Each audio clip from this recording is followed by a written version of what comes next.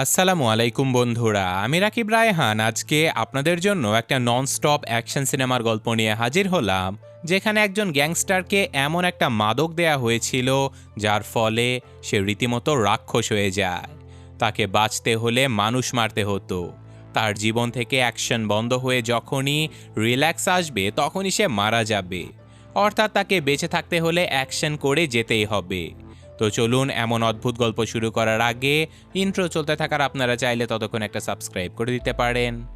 গল্পের শুরুতে আমরা চেলিয়স নামের একজন গ্যাংস্টারকে দেখতে পাই, যে কিনা প্রচণ্ড অসুস্থ অবস্থায় ঘর থেকে বের হচ্ছিল।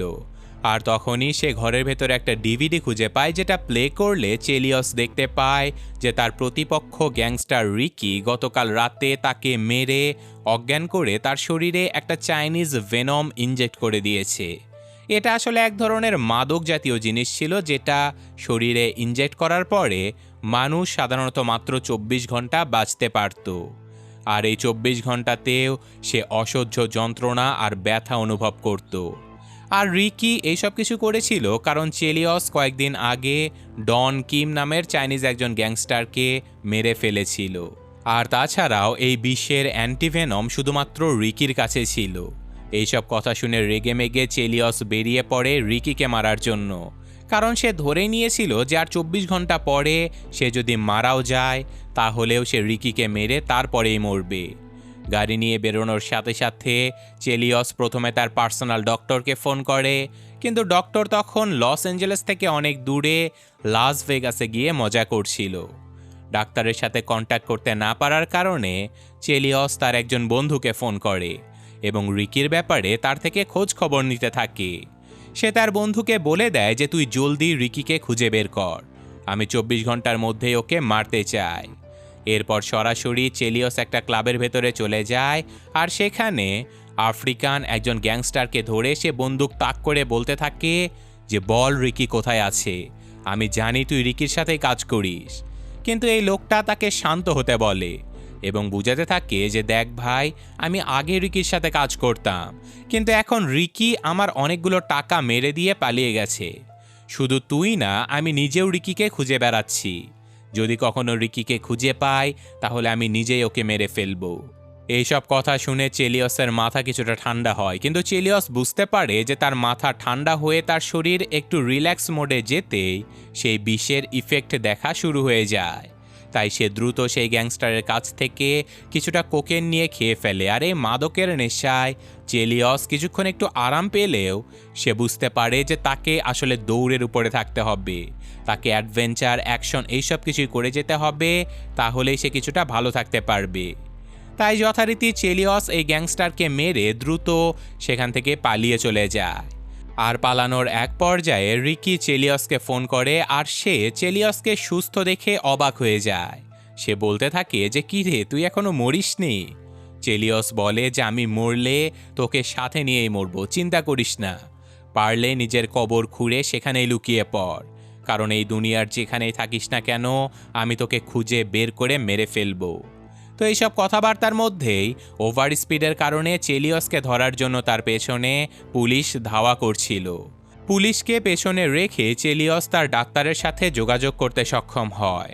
ডাক্তারকে সে তার উপরে প্রয়োগকৃত সেই চাইনিজ ভেনমের বিস্তারিত বলে দেয়, আর তাছাড়াও তার শরীরে কি কি লক্ষণ দেখা দিয়েছে সে এই সব কিছু ডাক্তারকে বলে দেয়।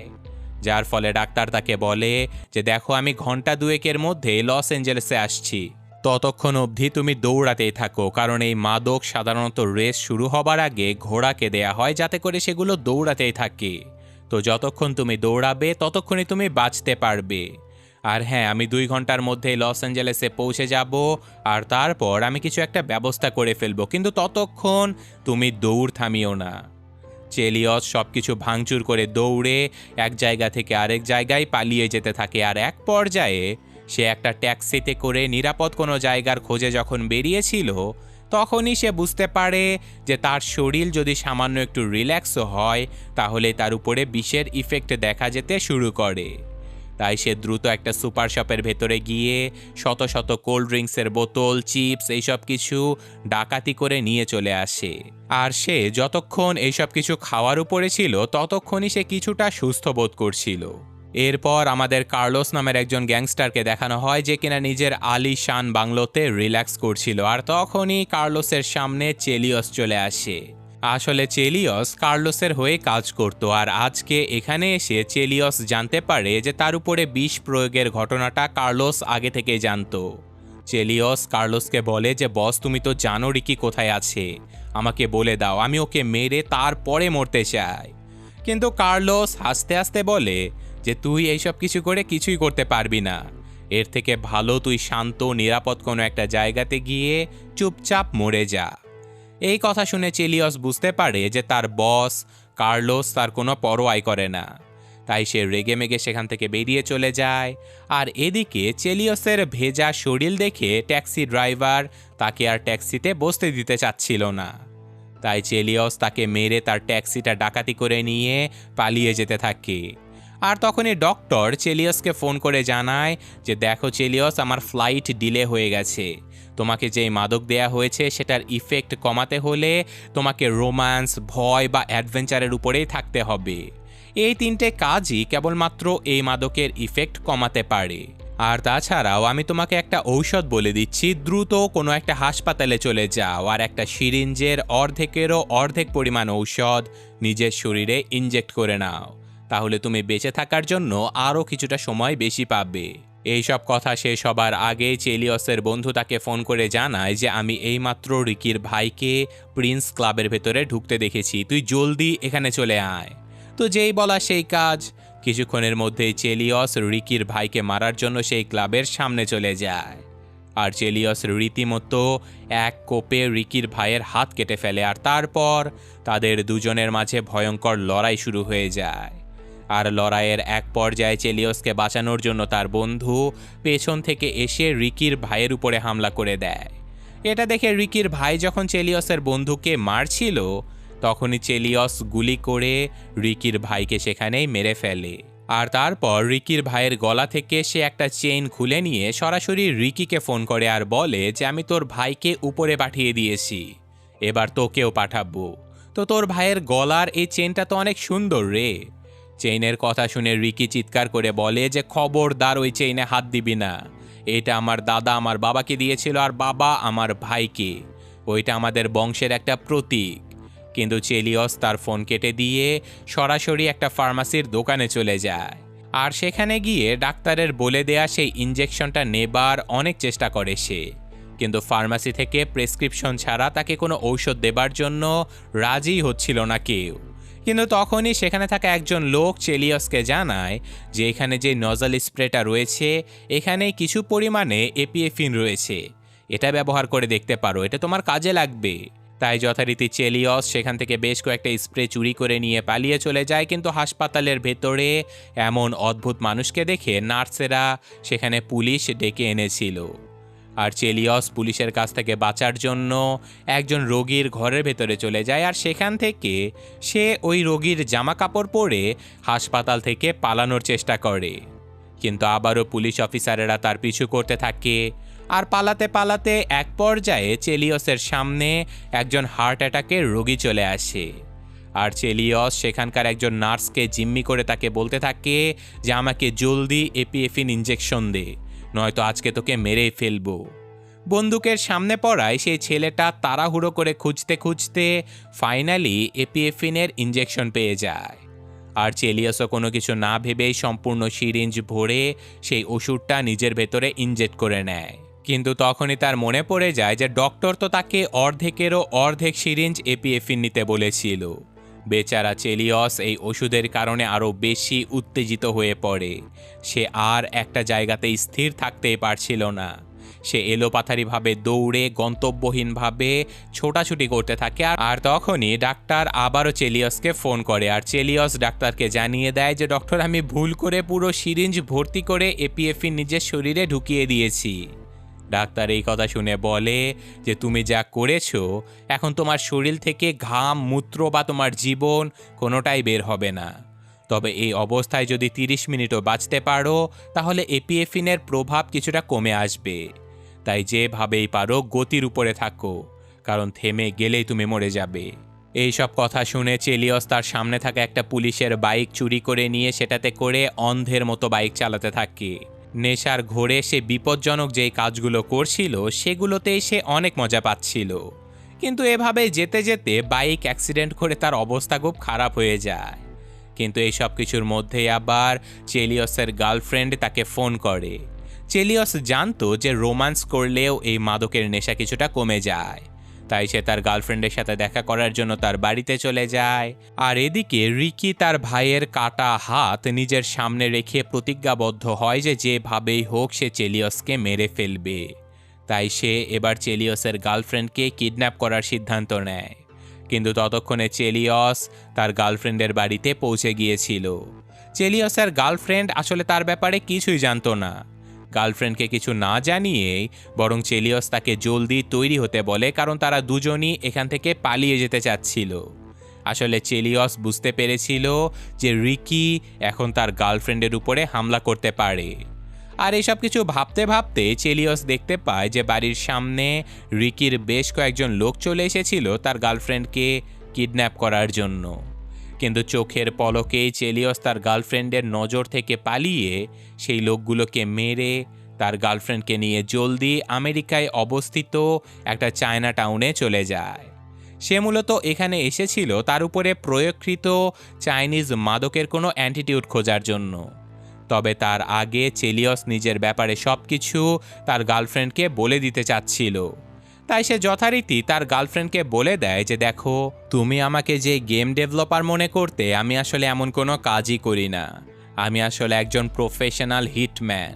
আমি টাকার বিনিময়ে মানুষ খুন করি। আর সত্যি বলতে কয়েকদিন আগে আমি ডন কিম নামের চাইনিজ একজন গ্যাংস্টারকে মারার জন্য গিয়েছিলাম, যে কিনা নিজের মাদক সাম্রাজ্য বিস্তার করতে এসেছিল আমাদের এলাকায়। কিন্তু ডন কিমকে মারার ঠিক আগ মুহূর্তে আমার মনে হয়েছিল যে আমি তোমাকে অনেক ভালোবাসি, আর তাই আমি এই সব কিছু বাদ দিয়ে তোমাকে সাথে করে নিয়ে নতুন কোনো দেশে পালিয়ে গিয়ে সুখের একটা সংসার করতে চাচ্ছিলাম। তাই আমি সেদিন ডন কিমকে না মেরে তাকে পালিয়ে যেতে বলেছিলাম। কিন্তু আমার প্রতিপক্ষ দল ভেবেছিল যে আমি ডন কিমকে মেরে ফেলেছি, তাই তারা আমাকে মারার জন্য আমার উপরে চাইনিজ বিষ প্রয়োগ করেছে। এইসব কথা শুনে লিসা তার বয়ফ্রেন্ডের উপরে বিশ্বাস তো করেই না, উল্টে রেগে মেগে সেখান থেকে চলে যেতে থাকে আর বলতে থাকে যে তুমি পাগল হয়ে গেছো, তুমি মাদক নিয়ে আমার সাথে উল্টাপাল্টা কথা বলছো। যদি ব্রেকআপই চাও তাহলে আমাকে সরাসরি বলে দাও, এইসব নাটক করার কি দরকার। কিন্তু তখনই চেলিয়সের উপরে মাদকের ইফেক্ট দেখা যায়, তার হার্ট অ্যাটাক হবার মতো অবস্থা হয়ে যায়। সে এখন বাঁচার জন্য শত শত লোকজনের সামনেই তার গার্লফ্রেন্ডের সাথে রোম্যান্স করতে শুরু করে দেয়, কারণ সে জানতো যে কেবলমাত্র ভয়, অ্যাডভেঞ্চার এবং রোম্যান্স এগুলোই পারে এই মাদকের নেশা কমাতে। চেলিয়সের এমন পাগলামি দেখে তার গার্লফ্রেন্ড অবাক হয়ে গিয়েছিল, কিন্তু বয়ফ্রেন্ডের যান বাঁচানোর জন্য তারা রাস্তার মাঝেই উদ্ভট সব কাজকর্ম শুরু করে দেয়। আর তখনই চেলিয়সের বন্ধু তাকে ফোন করে বলে যে আমি রিকিকে একটা পরিত্যক্ত ফ্যাক্টরির ভেতরে খুঁজে পেয়েছি, তুই জলদি এখানে চলে আয়। কিন্তু আসলে রিকির দলবল চেলিয়সের বন্ধুকে জিম্মি করে চেলিয়সকে এখানে ডেকেছিল তাকে মেরে ফেলার জন্য। কিন্তু চেলিয়সও অনেক চালাক ছিল, সে রিকিকে মারার জন্য একা একা না গিয়ে বরং নিজের দলের গ্যাংস্টারদের সাথে দেখা করতে চলে যায়। সে আসলে নিজের গ্যাং নিয়ে রিকির উপরে হামলা করতে চাচ্ছিল, কিন্তু ততক্ষণে রিকির লোকেরা চেলিয়সের বন্ধুকে নির্মমভাবে হত্যা করে ফেলে। এদিকে চেলিয়স নিজের গ্যাংয়ের সাথে দেখা করতে চলে আসে, কিন্তু এখানে এসে চেলিয়স জানতে পারে যে তার গ্যাং এবং তার বস কার্লোস দুজনেই রিকির সাথে হাত মিলিয়েছে। তারা এখন আর কোনো ঝামেলা চায় না, তারা বাস চেলিয়সকে দিয়ে তাদের বিদেশি প্রতিপক্ষ ডন কিমকে মেরে এখন পুরো মাদক সাম্রাজ্য নিজেদের হাতের মুঠোয় করে নিয়েছিল। তাই রিকি এবং চেলিয়সের বস কার্লোস দুজনেই প্ল্যান করে চেলিয়সকে সেই মাদক দিয়েছিল মারার জন্য। এটা শুনে রেগে মেগে চেলিয়স নিজের গ্যাংয়ের উপরেও হামলা করে দেয় এবং সেখানে মারামারির এক পর্যায়ে চেলিয়স দেখতে পায় যে তার গার্লফ্রেন্ড এখানে এসেছে তাকে চেক করার জন্য। আসলে চেলিয়সের গার্লফ্রেন্ড বিশ্বাসই করতে পারছিল না যে তার বয়ফ্রেন্ড একজন কিলার ছিল। তো যাই হোক, এখানে লড়াই করতে গিয়ে চেলিয়সের পায়ে একটা গুলি লেগে যায়, আর তারপরেও সে লড়াই করে নিজের গ্যাংয়ের লোকজনদেরকে মেরে তার গার্লফ্রেন্ডকে নিয়ে একটা গাড়িতে করে পালিয়ে আসতে থাকে। চেলিয়সের পেছনে বেশ কয়েকজন লোক তাকে ধাওয়া করতে থাকলেও এক পর্যায়ে চেলিয়স তাদের সবাইকে মেরে গার্লফ্রেন্ডকে নিয়ে নিরাপদ একটা জায়গাতে যেতে থাকে। আর এবার চেলিয়সের গার্লফ্রেন্ড বুঝে যায় যে না, তার বয়ফ্রেন্ড সত্যি ভয়ঙ্কর একজন কিলার ছিল।